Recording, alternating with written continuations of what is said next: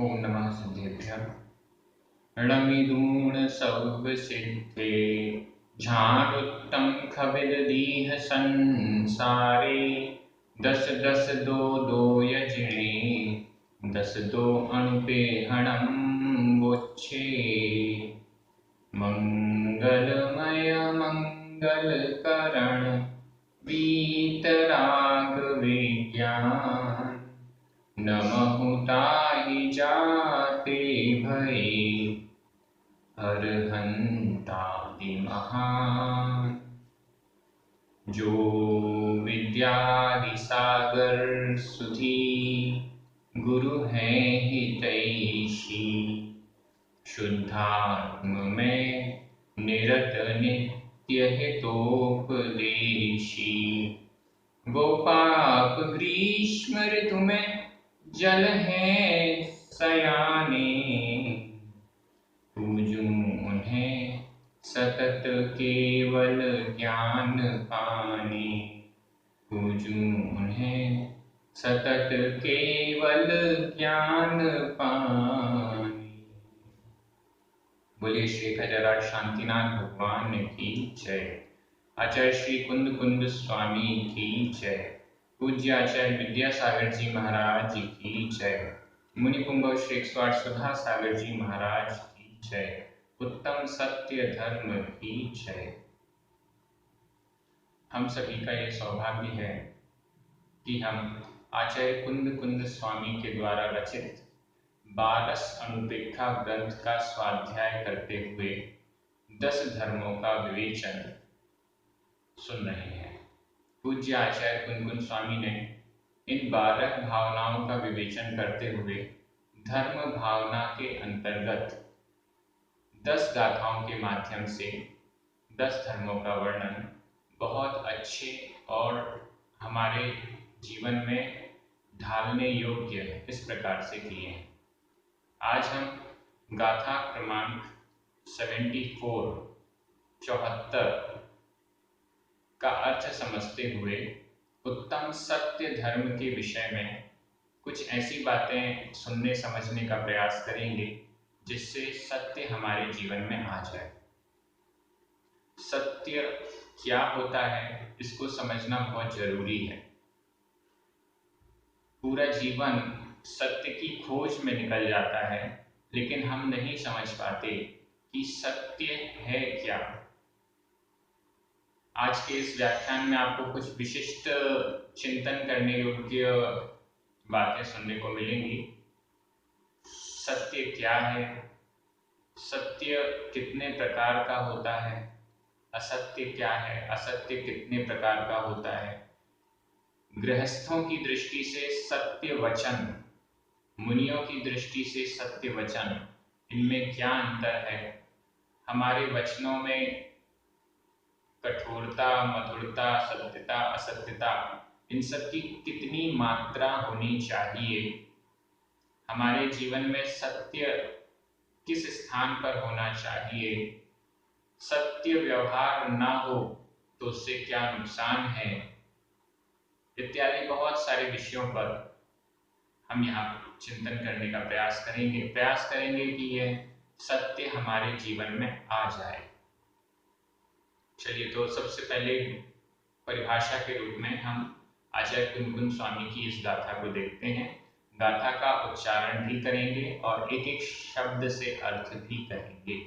गाथा क्रमांक 74। पर संतावय कारण वयणम मोत्तूर्ण सपरहिद वयणम मोत्तूर्ण सपरहिद वयणम। जो वदति भिक्षु तुरियो तस्य दुधम्मो हवे सच्चम।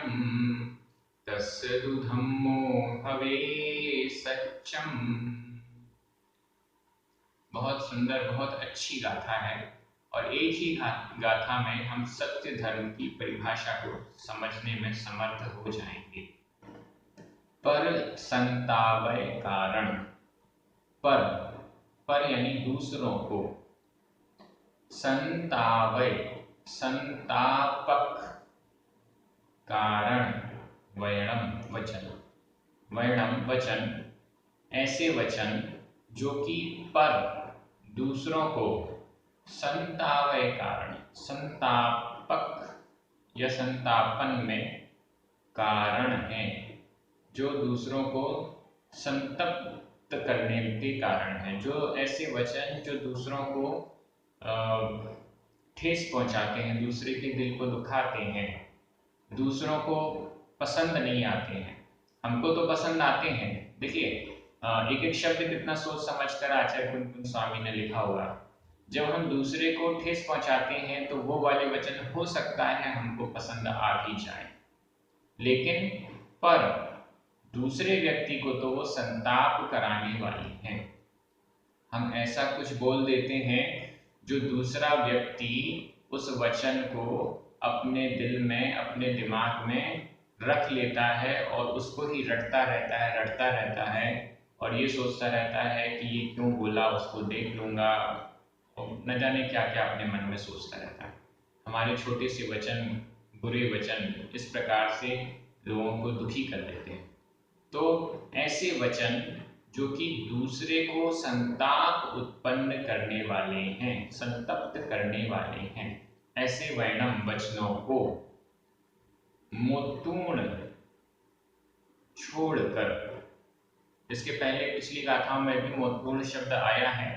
मोतूर्ण का अर्थ है छोड़कर। यह संबंधक भूत कृदंत का अनियमित प्रयोग है। मोतूर्ण छोड़कर क्या करें? स पर हिद वर्णम, ऐसे वर्णम, ऐसे वचन बोलें, आगे बोलें, बोलता है ऐसा भी आएगा। सपर हिद वर्णम, ऐसे वर्णम, ऐसे वचन जो कि स पर, स यानी स्व, पर यानी दूसरे के लिए, स्व को भी और पर को भी हितकारी हो। ऐसे वचन जो स्व के हित करने वाले हैं और पर का भी हित करने वाले हैं, ऐसे वचनों को,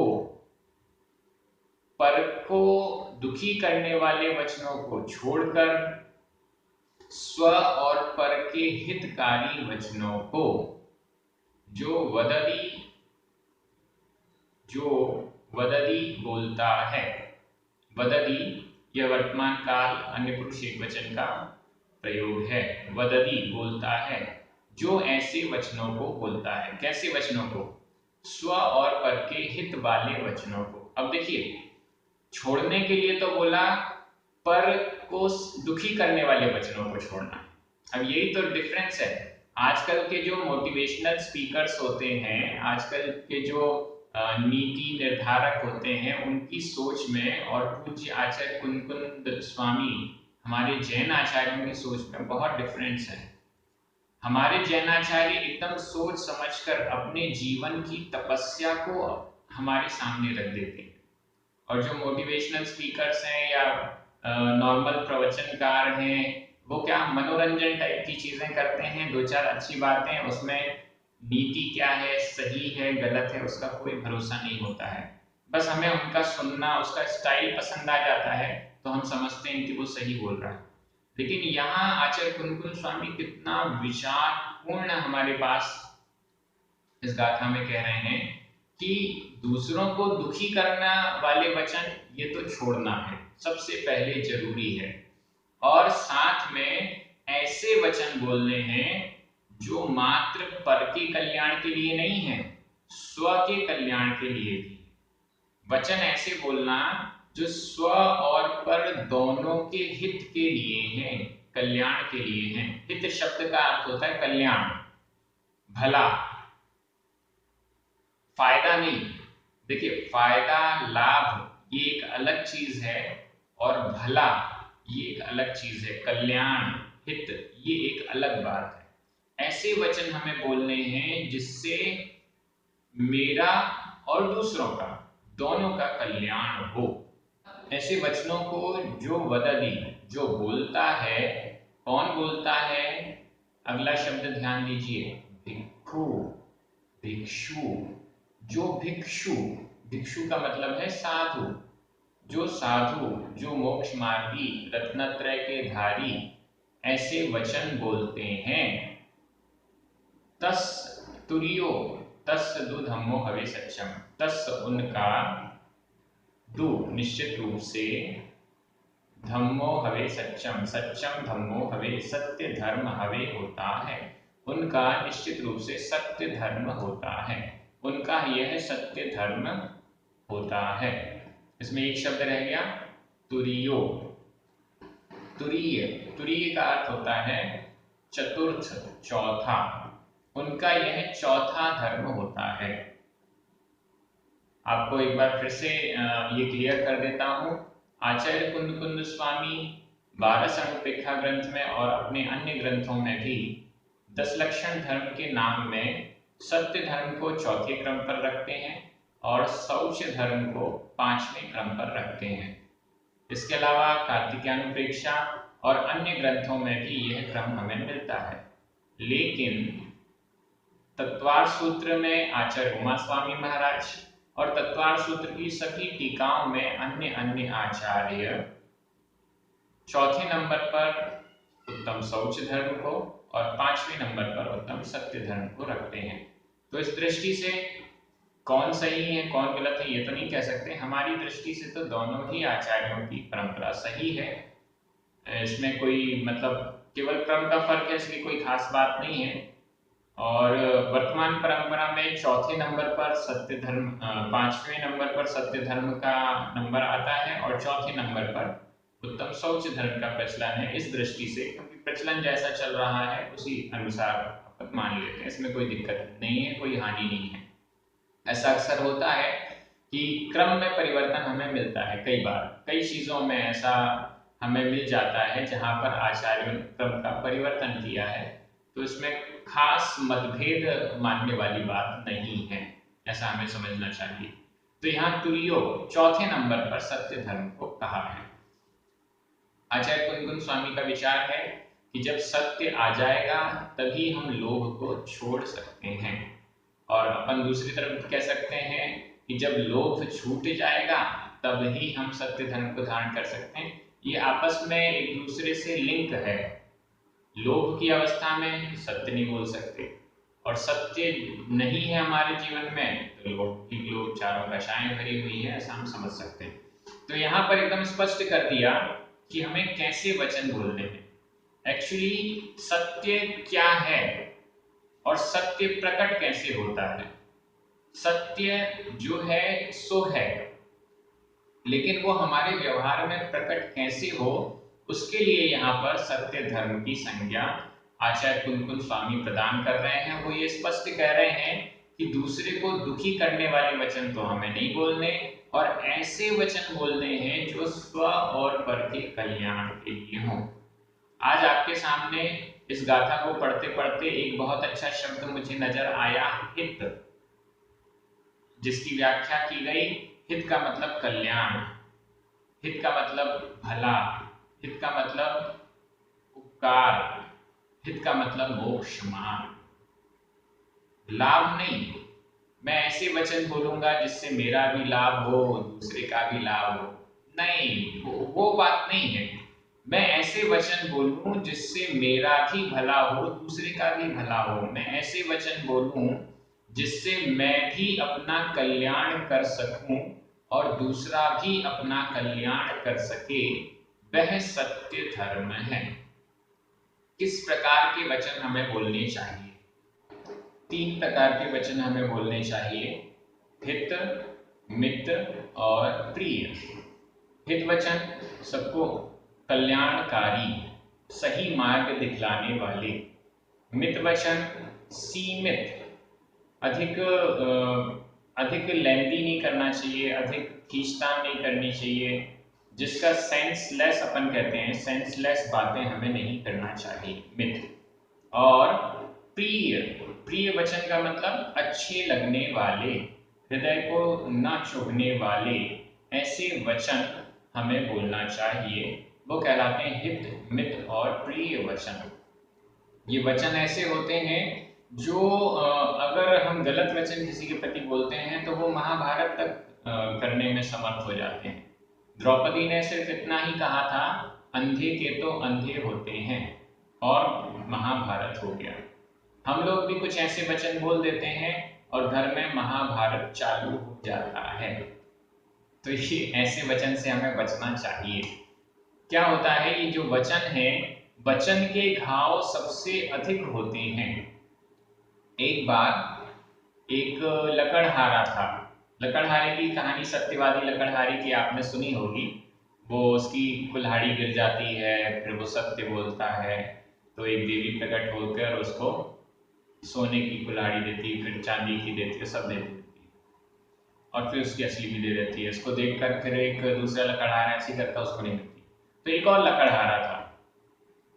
वह लकड़हारा लकड़ी काटने जंगल में गया। जंगल में वो आगे बढ़ता जा रहा है, देखता है कि सामने एक शेर बैठा हुआ है। तो वो डर गया एकदम से, और जहां खड़ा था वहीं खड़ा रहा। शेर ने सिर उठा के देखा तो लकड़हारा डर से कांपने लग गया। धीरे धीरे वो कोशिश करने लग गया कि पैर पीछे करता जाए और पीछे पीछे होकर भाग जाए। तो जैसे ही वो पीछे होने लगा, शेर थोड़ा सा हल्का सा उठा और उसने अपनी चिंगाड़, मतलब दहाड़ से बहुत तेज दहाड़ लगाई। वो और डर गया और वहीं पर खड़ा हो गया, स्तब्ध हो गया। शेर ने बोला, अब ये काल्पनिक कथा है तो शेर बोल भी सकता है। शेर ने बोला कि डरो मत, इधर आओ। तो लकड़हारे को तो विश्वास नहीं हुआ कि शेर जैसा हिंसक प्राणी हमसे कह रहा है डरो मत, इधर आओ। तो वो हाथ जोड़कर कहता है, माफ कर दीजिए, आपके राज्य में अब कभी नहीं आऊंगा। मैं कहीं और किसी और जंगल में जाकर लकड़ी काट लूंगा, लेकिन आपके जंगल में नहीं आएगा। मुझे माफ कर दीजिए, मुझे जाने दीजिए। तो शेर कहता है, नहीं नहीं, चिंता मत करो, मैं तुम्हें नहीं खाऊंगा, मत डरो, इधर आओ। तो वो डरते डरते धीरे धीरे पैर बढ़ा के एक एक कदम आगे बढ़ते हुए पहुंचता है शेर के पास। शेर कहता है कि मैं तुम्हें नहीं खाऊंगा, मेरे पैर में एक बहुत बड़ा कांटा चुभ गया है, जिसके कारण मेरा पैर चलने में समर्थ नहीं है। तुम इस कांटे को बस निकाल दो और मैं तुम्हें कुछ भी नहीं करूंगा। ठीक है। वो लकड़हारा कहता है, दिखाइए कहाँ है। दूर से वो देखता है, हाँ वास्तव में पैर में कांटा चुभा हुआ है। तो वो धीरे से जाता है और उस कांटे को निकालने का प्रयास करता है, कांटे को निकाल देता है। शेर एकदम खुश हो जाता है, खड़ा हो जाता है। तो लकड़हारा फिर से डर जाता है। तो शेर कहता है, चिंता नहीं करो, अब तो तुमने मेरा उपकार किया है, मैं भी तुम्हारा उपकार करूंगा। और वो अपनी गुफा में ले जाता है उसे, और बहुत सोने चांदी के एक जेवर उसको दे देता है, और बोलता है कि अब तुम मेरे मित्र हो, जब भी तुम्हें आवश्यकता हो मेरे पास आना, मैं कुछ न कुछ दे दिया करूंगा। अब मित्र तो ऐसे ही होते हैं, एक दूसरे की हेल्प करने के लिए। तो इसलिए दोनों में दोस्ती हो गई।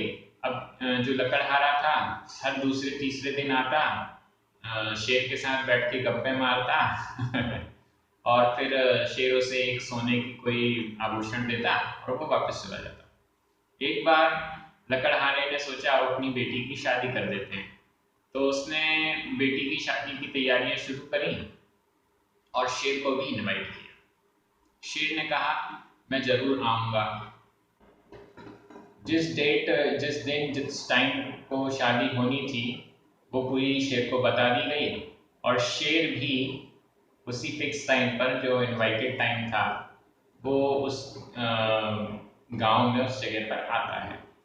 अब शेर को आता हुआ देखकर जो बाकी लोग उस शादी समारोह में आए हुए थे, विवाह समारोह में आए हुए थे, वो सब डर जाते हैं, शेर आया शेर आया, और पूरे में हलचल मच जाती है, लोग दौड़ने भागने लग जाते हैं, अफरा तफरी मच जाती है। तो ये देखकर फिर लकड़हारा कहते, क्या हो गया, शेर आया? अरे अरे अरे, सब लोग चिंता मत करो, ये शेर किसी का कुछ नहीं बिगाड़ेगा, ये तो मेरा मित्र है। फिर भी कोई नहीं सुनता। तो वो जोर से चिल्ला के कहता है, अरे ये शेर नहीं है, ये तो गधा है, ये किसी को नहीं काटेगा, ऐसा बोल दिया। अब ये बात शेर के कान में पड़ गई, तो शेर चुपचाप वापस लौट गया। ठीक है, कुछ दिन बीत गए, विवाह की जो बात थी, प्रसंग थे, सारे कार्यक्रम थे, वो सब हो गए। तो वापस लकड़हारा शेर के पास पहुंचा। अरे आप उस दिन आए थे लेकिन जल्दी चले गए, आपने कुछ खाया पिया भी नहीं, अतिथि सम विभाग का हमें मौका भी नहीं दिया। तो शेर ने कहा, एक काम करो, तुम्हारे पास जो कुल्हाड़ी है वो मेरे सिर पर मारो। क्या? अरे मैं तो आपका मित्र हूं, मैं ऐसा नहीं कर सकता। नहीं नहीं, तुम ये अपनी कुल्हाड़ी मेरे सिर पर यहाँ पे मारो। नहीं, ऐसा नहीं कर सकता। तुम कुल्हाड़ी से मार रहे हो या मैं तुम्हें खा जाऊं? ठीक है ठीक है। डर के कारण उसने कुल्हाड़ी उठाई और धीरे से मारी। नहीं नहीं, तेज मारो, ऐसे मारो कि जितनी तुम्हारी हिम्मत है, जितनी तुम्हारी शक्ति है, उसके साथ मारो। लकड़हारे ने अपनी कुल्हाड़ी उस शेर के सिर में बहुत तेज मारी, बहुत बड़ा घाव, खून निकलने लग गया। उसके बाद शेर ने कहा, अब तुम जाओ, 15 दिन बाद आना। ठीक है, लकड़हारे को कुछ समझ में नहीं आया, चला गया। वापस 15 दिन बाद आया, देखा शेर वहीं है और उसका जो घाव बहुत बड़ा था वो धीरे धीरे ठीक हो गया था। लकड़हारा आया, आपने उस दिन मुझसे ऐसा क्यों करवाया?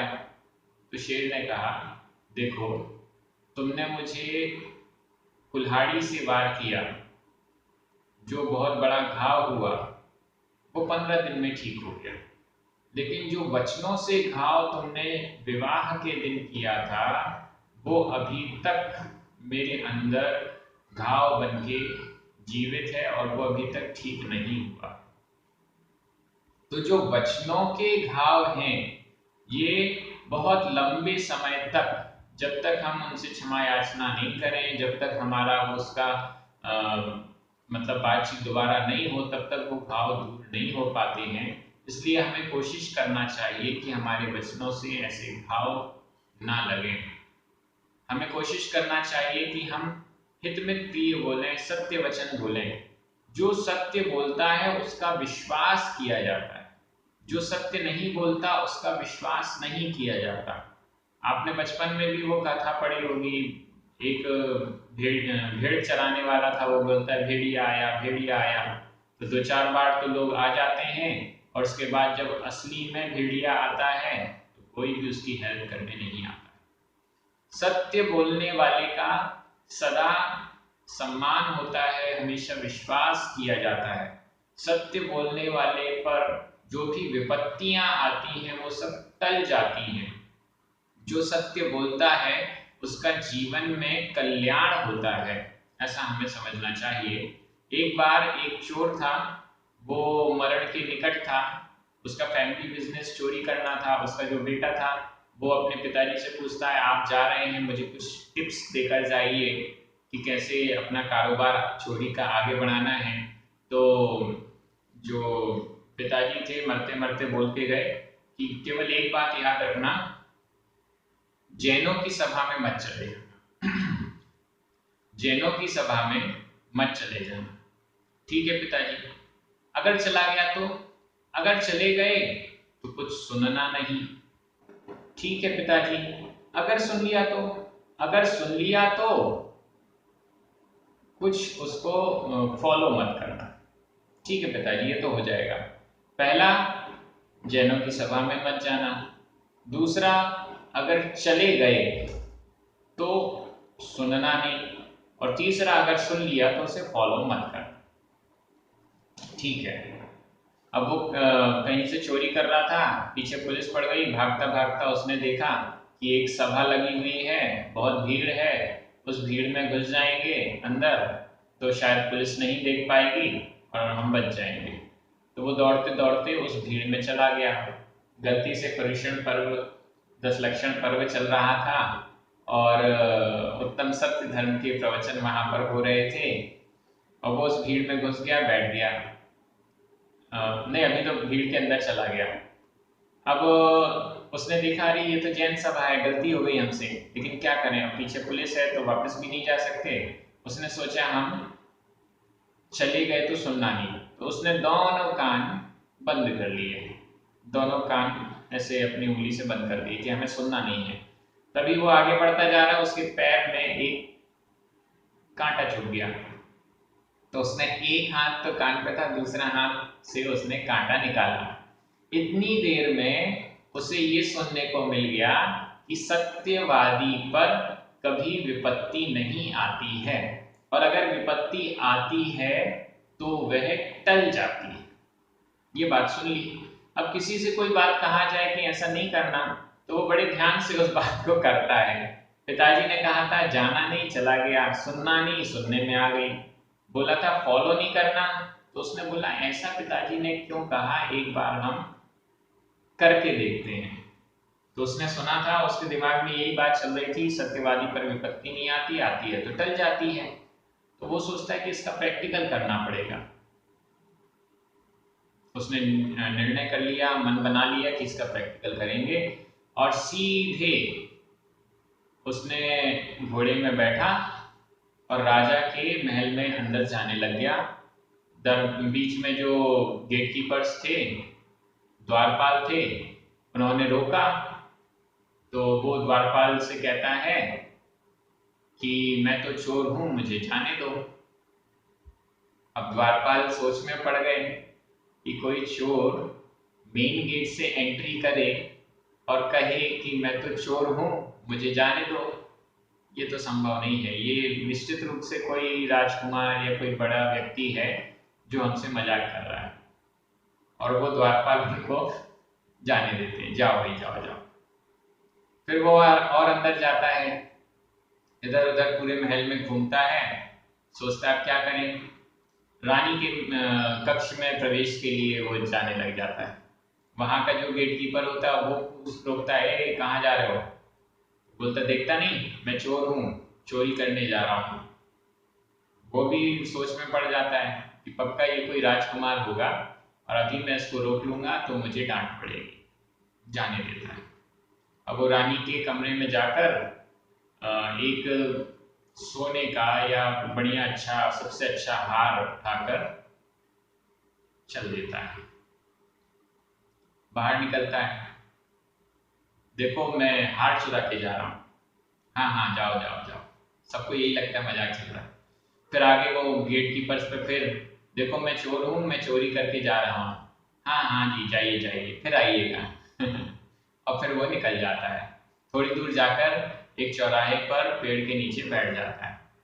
अब यहाँ पर रानी का हार चोरी हो गया, बहुत हल्ला गुल्ला मच गया, बहुत सारे लोग सैनिक इधर उधर भागे कि चोर को पकड़ो पकड़ो, इधर उधर ढूंढ रहे हैं, खोज रहे हैं, कहीं कोई नहीं मिल रहा है। 2-4 सैनिक उसके पास आए, क्यों तुमने किसी चोर को देखा है?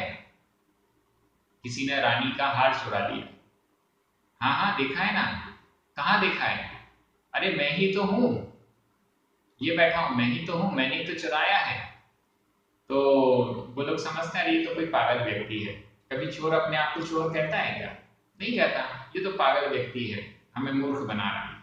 वो बिना कुछ पूछे बिना कुछ देखे फिर आगे बढ़ जाते हैं।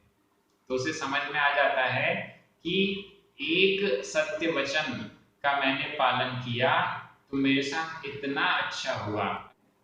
ऐसे प्रसंगों से हम और भी कई प्रसंग सत्यवादिता के हमें मिलते हैं जिनका हमें चिंतन करना चाहिए। हमें अपने अंदर ये भाव बनाने चाहिए। हम अभी गृहस्थ हैं, गृहस्थों के लिए सत्य अणुव्रत की बात कही गई है, मुनियों के लिए सत्य महाव्रत की बात कही गई है।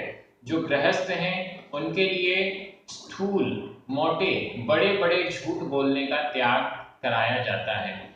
ऐसे झूठ हम नहीं बोलेंगे, ऐसे असत्य हम नहीं बोलेंगे जिससे कि किसी का प्राण नाश हो जाए, जिससे किसी का बहुत बड़ा नुकसान हो जाए। आचार्य समंतभद्र स्वामी ने दत्तकंठ श्रावकाचार में सत्यानुव्रत की परिभाषा बताते हुए कहा कि स्थूल मलीकम न वदति, स्थूल झूठ को नहीं बोलता है, मोटे मोटे बड़े झूठ को नहीं बोलता है, छोटे झूठ को तो बोलता है। गृहस्थ छोटे झूठ तो बोलता है, घर में भी हम देखते हैं, हमारी माता जी हैं, वो बोलती हैं अरे नहीं ये तो खत्म हो गई, ये वस्तु तो खत्म हो गई और डिब्बे में भरी पड़ी है। क्यों बोल देती हैं वो? क्योंकि पता है अगर हम बोलेंगे नहीं नहीं बहुत है, तो तुरंत एक खाना था तो चार खाओगे और फिर पेट गड़बड़ होगा और नुकसान होगा। तो इस दृष्टि से स्थूल झूठ नहीं बोलना, छोटे मोटे झूठ ये गृहस्थ बोलता है। और भावना ये रहती है कि इससे भी हम बच सकें, ऐसा प्रयास हमें करना है। तो ये बात हमें ध्यान रखनी चाहिए। हम क्या करें जिससे हमारे जीवन में असत्य हटकर सत्य आ जाए? सबसे पहली बात, हम सत्य का सम्मान करें। अगर कोई सत्य बोल रहा है, अपनी गलती स्वीकार करता है, तो उसको हमें दंडित करने की अपेक्षा उसको सम्मानित करना चाहिए। ऐसा करने से क्या होगा कि सामने वाले में सत्य के प्रति एक अच्छा भाव आएगा कि हमने सत्य बोला तो इससे हमारे जीवन में अच्छा हुआ। अगर हम सत्यवादी को, सत्य बोलने वाले को हम तिरस्कृत करेंगे, सत्य बोलने वाले को हम निंदा का पात्र बनाएंगे, तो फिर वह अपने जीवन में सत्यवादिता को छोड़ देगा। तो इसलिए सबसे पहला प्रयास तो हमें ये करना चाहिए कि जो भी सत्य बोल रहा है उसके प्रति हमारे मन में अच्छे भाव हो, उसको हम पुरस्कृत करें, दंडित ना करें। हम स्वयं सत्य बोले, इसके लिए हमें ये करना चाहिए, कुछ उपाय हैं। जीवन में दिन भर में हमने कितने असत्य बोले उसकी काउंटिंग करें कि आज दिन में हमने 10 असत्य बोले हैं। और फिर क्या करें, उसमें से किसी एक असत्य को हम सत्य में कन्वर्ट कर दें। क्या करें? भैया कल मैं आपसे बात कर रहा था और मैंने उसमें आपसे ये जो सेंटेंस बोला था वो गलत था, उसको आप सुधार दीजिए, सत्य ये है। इस टाइप से यदि हम बोलते हैं तो धीरे धीरे हमारी जो असत्य की संख्या सैकड़ों हजारों में है वो एक एक करके घटेगी, कम हो जाएगी और हमारे जीवन में सत्यता आ जाएगी। हम यही कोशिश करें कि हमारे वचन अच्छे हों, दूसरों को प्रिय लगें, हितकारी हों और दूसरे इस बात से खुश हों, जो हमारी वाणी है मधुर वाणी हो। इस मधुर वाणी से लोगों के जो हृदय है वो अमृत जैसा काम करें, ऐसा हमें प्रयास करना चाहिए। वचन एक शक्ति है, इस वचन रूपी शक्ति का दुरुपयोग यदि हम करते हैं तो निश्चित मान के चलिए कि आगे ये शक्ति हमें नहीं मिलेगी। कौन बोल पाता है? भाषा किसके पास है? एक इंद्रिय जीवों के पास नहीं है। दो इंद्रिय जीवों के पास रसना इंद्रिय तो है, लेकिन वो बोल नहीं पाते। आवाज तो करते हैं लेकिन वो बोल नहीं पाते, व्यवहार नहीं कर पाते। तीन इंद्रिय, चार इंद्रिय, पंचेंद्रिय, त्रियंश भी, चाहे सैनी भी क्यों ना हो, मन वाला भी क्यों ना हो, तो वह भी कुछ वचन नहीं बोल पाता है। बोलते हैं तो मनुष्य, देव भी बोलते हैं, नॉर्मली मनुष्य। तो मनुष्य होने के नाते हम अपने वचनों का सही व्यवहार करें, अन्यथा हमें ये वचन नहीं मिलेंगे आगे। तो इस बात को हमें ध्यान रखना चाहिए, हमारे जीवन में सत्य आ जाए। इसी भावना के साथ आप सभी जो इस चैनल के माध्यम से प्राकृत जैनागम के ग्रंथों का अध्ययन कर रहे हैं, भाषा का अध्ययन कर रहे हैं, उनको बहुत बहुत धन्यवाद। हमारे जो पुण्यार्जक जिनके निमित्त से ये कार्य संपन्न हो रहा है, परमानेंट हो रहा है यूट्यूब पर, उनको भी बहुत बहुत धन्यवाद। जिनवाणी माता की जय।